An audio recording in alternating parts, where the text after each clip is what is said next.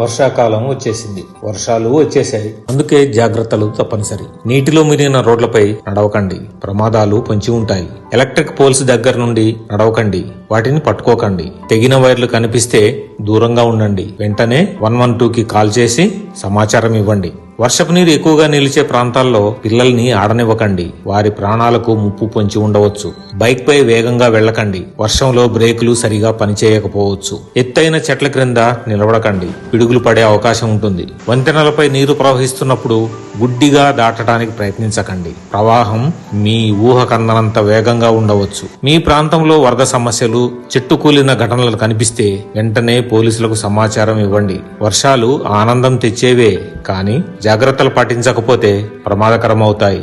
మీ భద్రత కోసమే మేమున్నాం. Stay alert, stay safe.